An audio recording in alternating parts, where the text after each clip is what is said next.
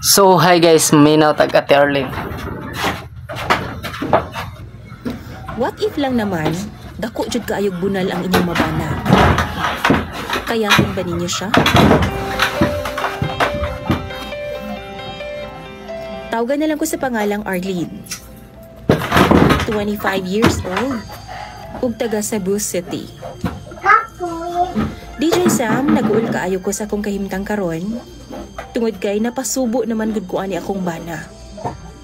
Kay wa magyud ko makaibaw nga grabe man daay kini siya ka gifted sa ginagiban.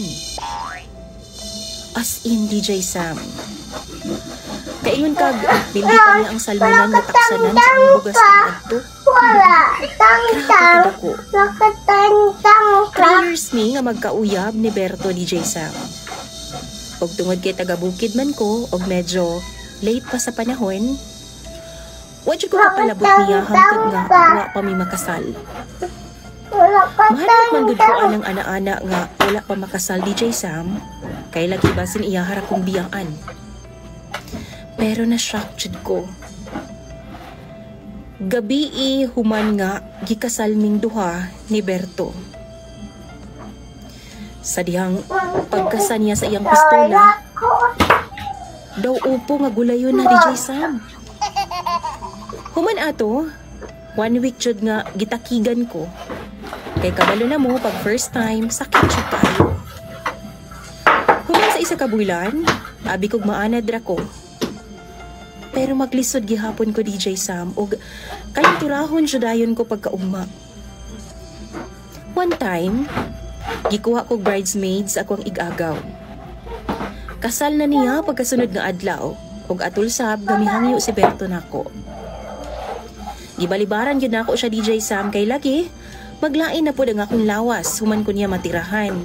Unya event na sa sunod adlaw. Apan gilain din niya pagsabot DJ Sam. Ingon pa siya, dili na daw ko ganahan niya. O basin daw ni hupas na ang akong gugma niya.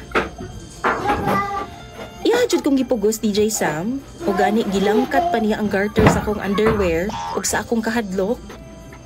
Nidagan ko og wa na ko makahuna-huna og agi sa pultahan.